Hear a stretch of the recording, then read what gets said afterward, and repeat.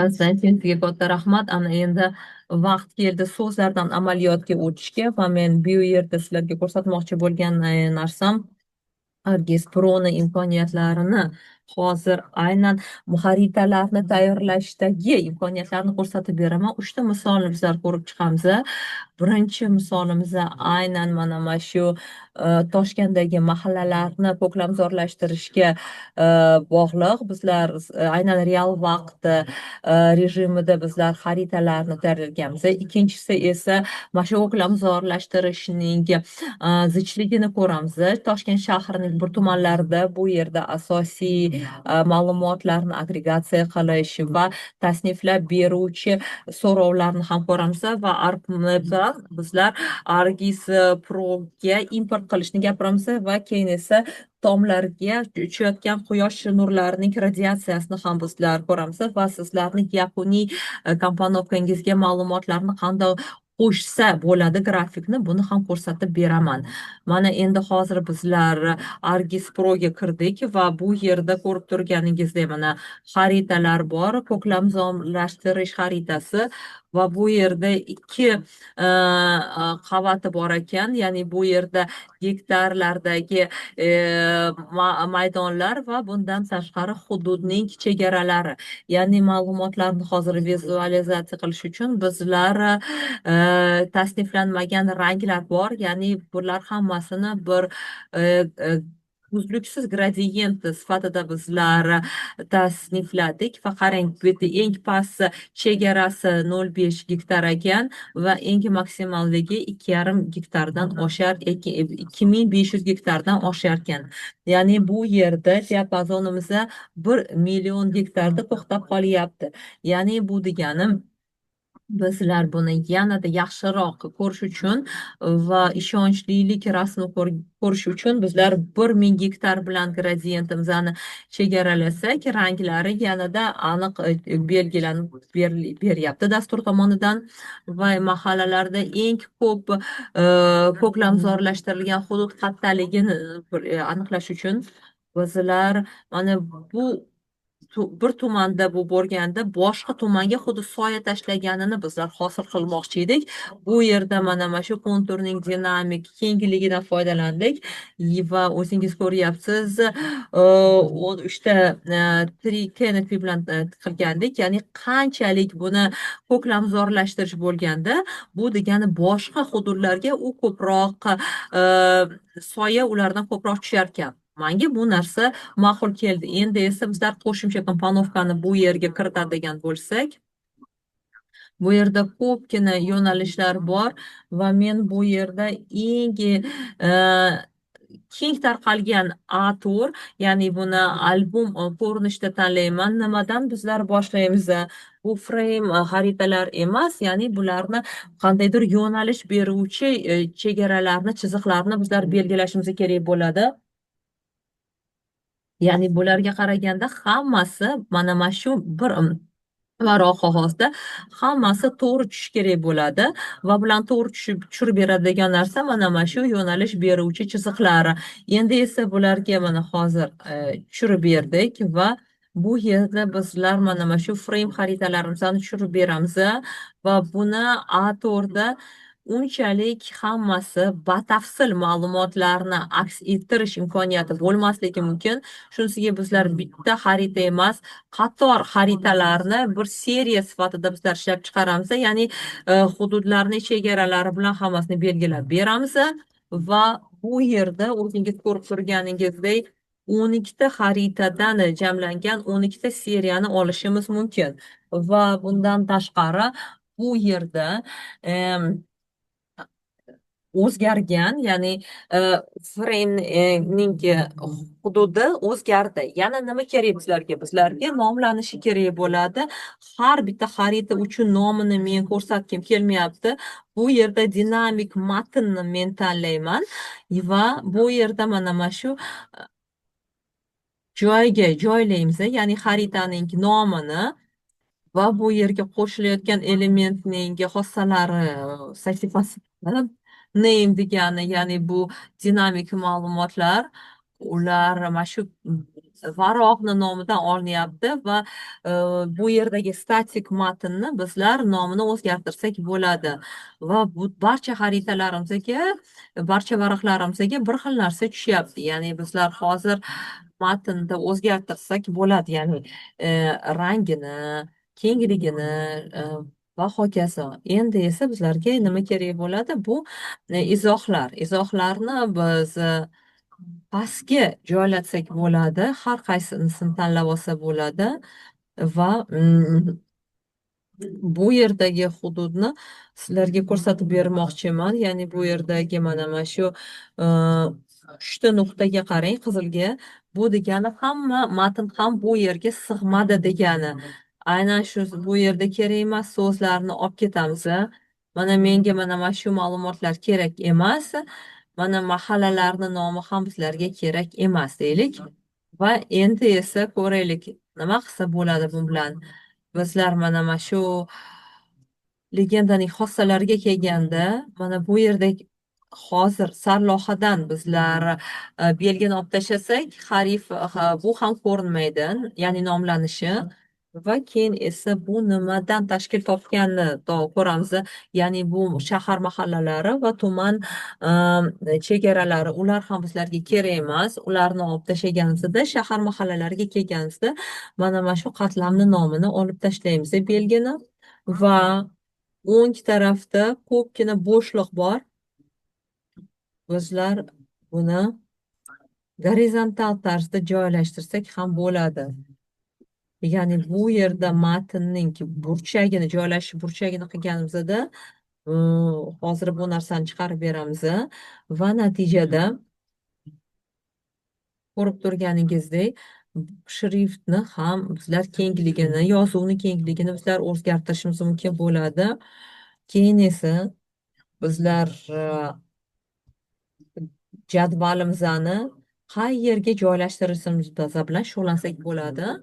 Ya'ni buni bizlar pastga joylasak bo'ladi. Ya'ni menga yoqgan har qaysi mana shu uslubni tanlab pastroqqa joylasam bo'ladi.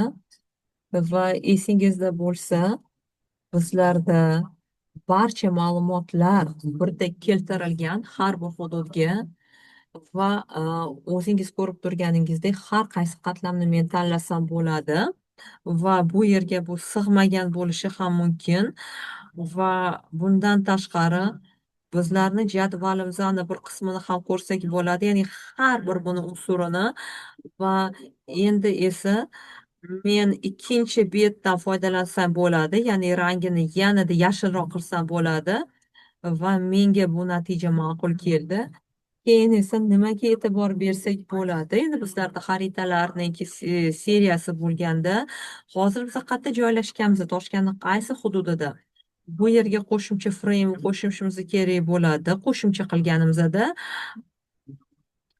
bu yerda mana shu hajmni kam o'zgartirishimiz kerak bo'ladi va yana bir muhim narsa, bizlarga kerak bo'lgan barcha ma'lumotlarni ya'ni yozsak bo'ladi va bundan tashqari Q sahifasida ya'ni tugmasidan foydalansak bo'ladi va bundan tashqari o'zingiz ko'rib turganingizdek mana shu frame uchun bizlarga ko'rsatkich kerak bo'ladi.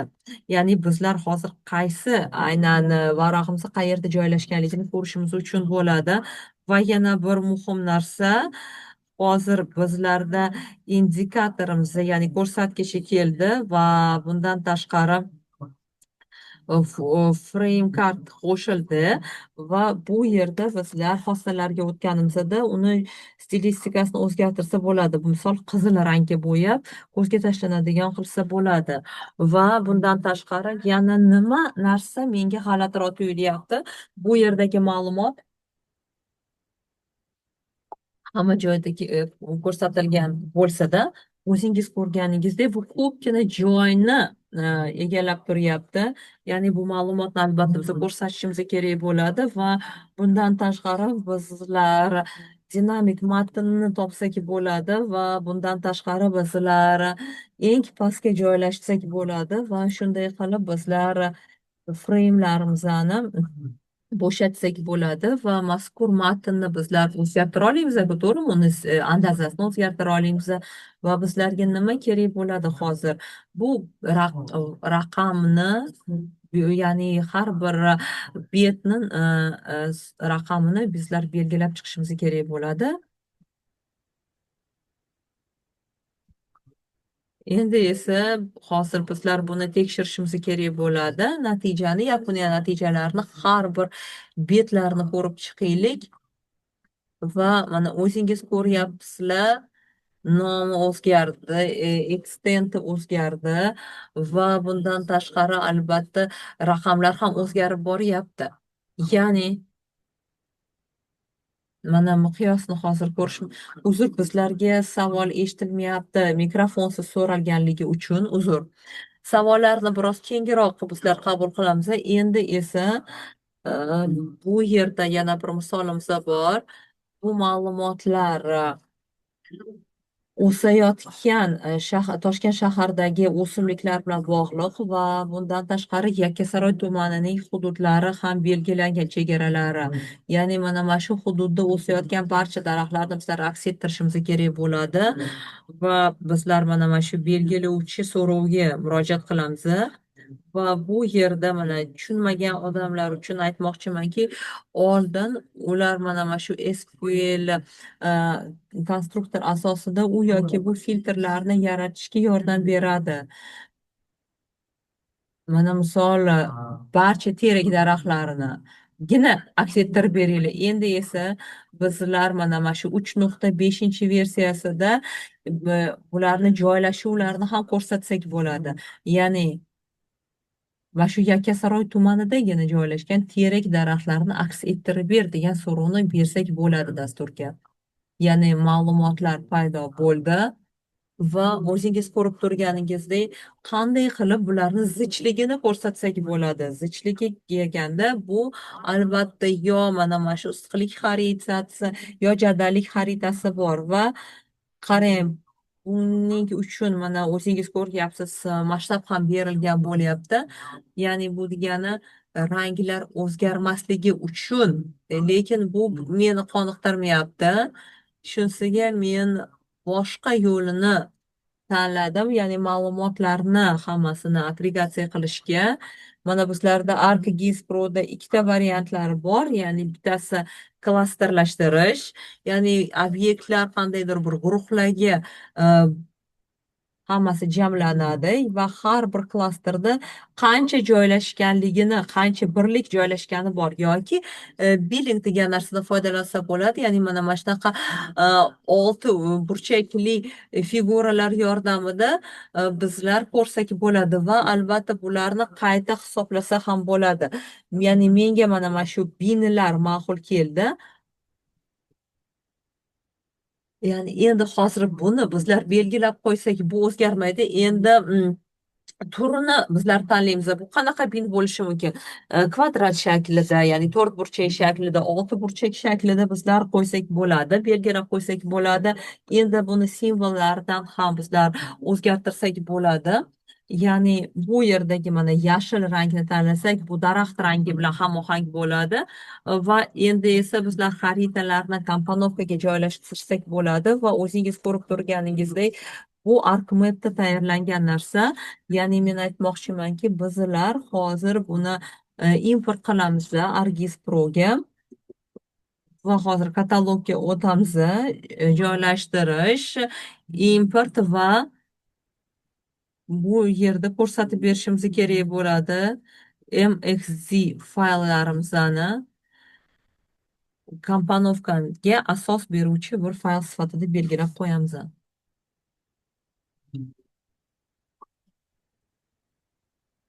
Va e'tibor beringizlar, bir necha soniyadan keyin importimiz o'z nihoyasiga yetdi. Endi bizlar frame ni tanlaymiz. Xaritamizni frame ni tanlab, uni xossalarini ochib, bu yerda ko'rsatib berishimiz kerak bo'ladi xaritamizni. Yana bir narsaga e'tibor beringlar. Bu yerda dinamik unsurlarimiz bu yerga qo'shilib ketdi. Mana masshtab chiziqlari va hokazo. va endi esa xaritamizani ranglarni belgilab berishimiz kerak bo'ladi va yana bir muhim narsa bizlar hozir ArcMap'dan ArcGIS Pro'ga o'tkazishimiz kerak bo'ladi va ma'lumotlarni yaxshi bir usulda belgilab bersak bo'ladi va bundan tashqari endi esa mana shu quyosh radiatsiyasiga bu ko'rsatilgan o'tish mana Yakkasaroy tumanidan, ya'ni quyosh radiatsiyasi tomlarga kelib tushadigan. Bu yerda faqatgina raster qatlami, balki poligon qatlami ham bor.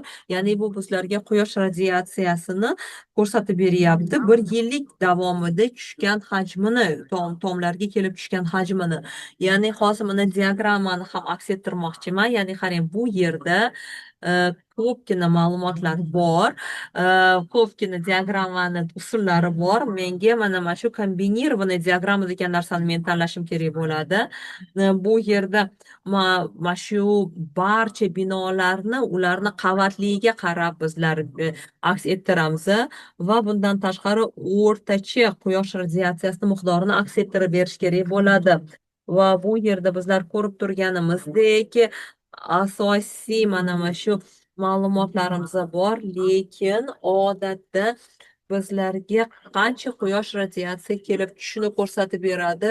Jumladan bu quyosh batareyalarini joylashtirishda ancha qo'l keladigan ma'lumotlar va bizlar o'zimizni grafikimizni to'g'ri joylashtirsak bo'ladi, rangini misol va bu yerda berilayotgan yozuvlarni men hammasini o'zim qildim, bajardim. Ya'ni vaqtingizni bu yerda zoye ketkazmaslik uchun. Va endi esa bizlar yakuniy komponovkamizga o'tadigan bo'lsak, bizlar hammasini mana chiroyli ranglarda bo'yab chiqdim, ya'ni ko'zga tashlanadigan ranglarda va natijada ko'rib turganingizdek mana men bizlarni diagrammamiz uchun ham joylashuvini men belgilab berdim va aynan bu yerda mana shu ArcGIS Pro dasturidan chiqmasdan mazkur grafikni joylatsam bo'ladi va bundan tashqari ko'rib turganingizdek barcha bizlarga kerakli narsalar, ma'lumotlar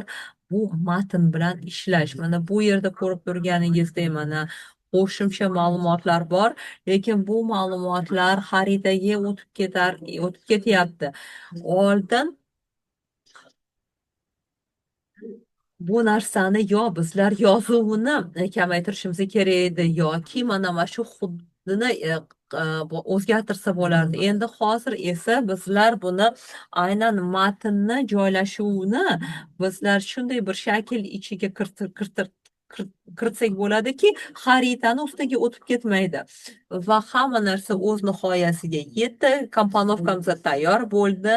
Ya'ni mana shunaqa zamonaviy ArcGIS asboblaridan foydalansangiz, ma'lumotlaringizni tayyorlash uchun komponovkalarni amalga oshirsangizlar, eng maqbul yo'lda eng bir ilhom fiklaringizni siz ham qog'ozga tushirishingiz mumkin bo'ladi.